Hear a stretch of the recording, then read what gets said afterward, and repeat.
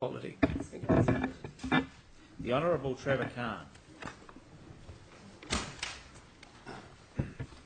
Mr President, I don't intend to speak for long. I think everyone has known my views for some time on this matter, and really for me to make a contribution would simply be to repeat ad nauseum the statements that I have made before.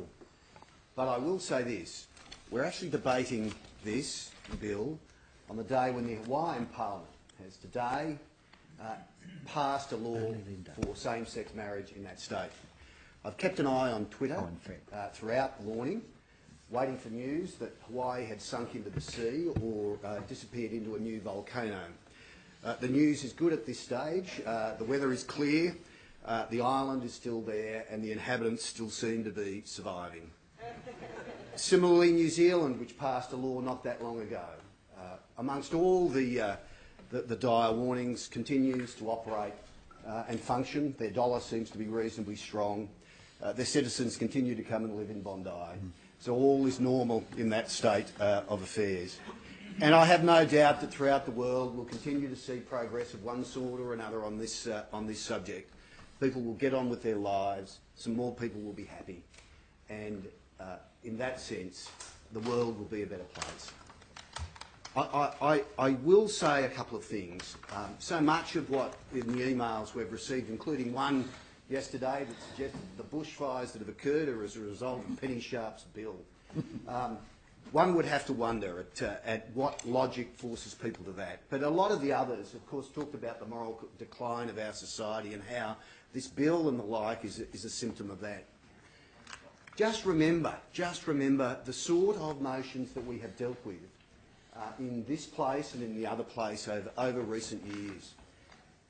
We're having to apologise for stolen generations.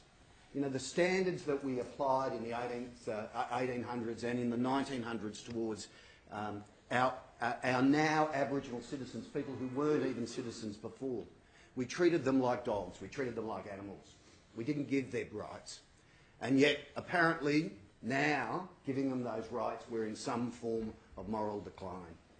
We tore children from their mothers because their mothers were unmarried, or their mothers were Aboriginal and their fathers were white. And we did that because we thought we were doing apparently the best thing by the children, and now we apologise for that. We apologise, and yet at the same time people tell us we are in moral decline.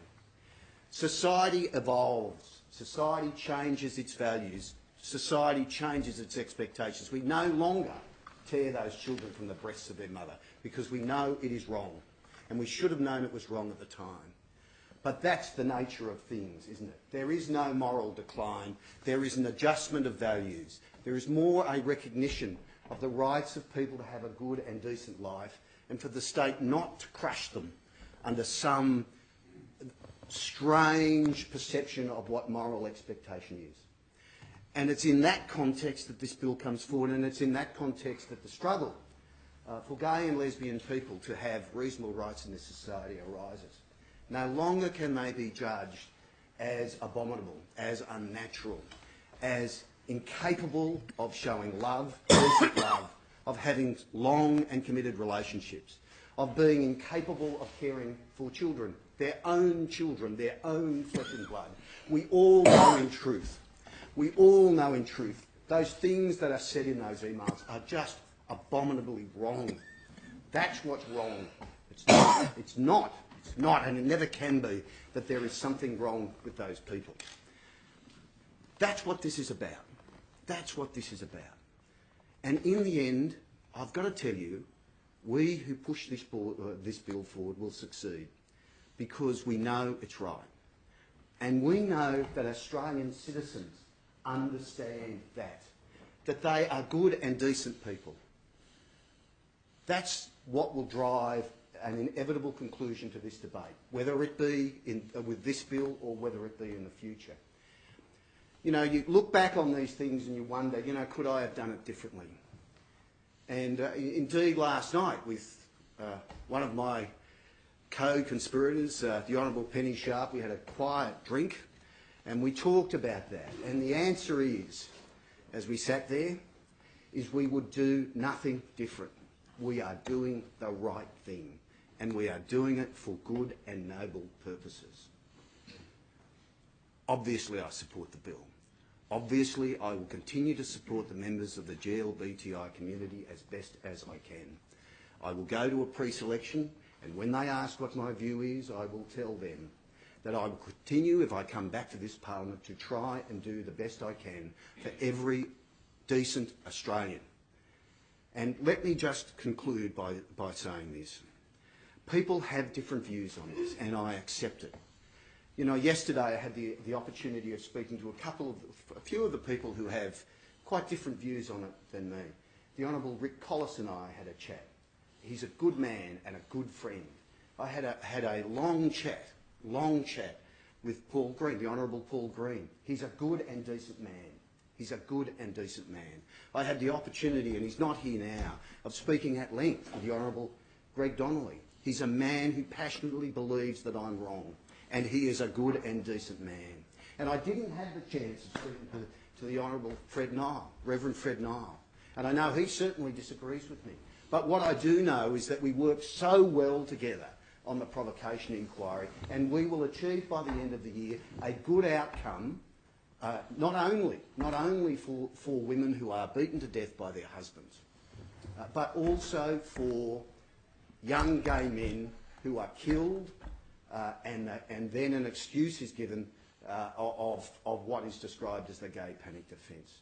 And never has Reverend Nile moved away from the need for that law to be changed. And it's a demonstration that this chamber is full of good and decent people who are entitled to a diversity of view, and we will all come to a conclusion on this in one way or the other. But I hope when the debate is over, we continue to show the respect and courtesy to each other that we've been able to on so many matters such as this. This chamber is good, and I have to say, on a private members' day, not a government day, on a private members' day, this is the sort of thing that we're here to debate. This is the sort of thing that we're entitled to debate. This is the sort of thing that the public expects us to debate. I didn't say it, but I'll say one final thing. I sincerely wish to thank the Premier. Not only has he allowed us a conscience vote, he has made his position plain, and notwithstanding what the Honourable Walt Secord said, because I'll tell him he is wrong, Barry O'Farrell has been transparent and consistent in his position on this, and he should be congratulated as being the Premier of a Conservative government for expressing his view, and expressing his view clearly and articulately. And it will be that same Premier who this year will push through laws with regards to provocation, as I say, that will improve the lot of the citizens of New South Wales. Those are matters he should be congratulated for. This is not a debate that should descend into petty partisan politics, and particularly misleading petty partisan politics. So I'll end. I'll support the bill. I thank all members of this House for the way that they have progressed this matter to date. I thank them all for contributing to the debate. I look forward to dealing with all of you again in the future. Thank you, Mr. President.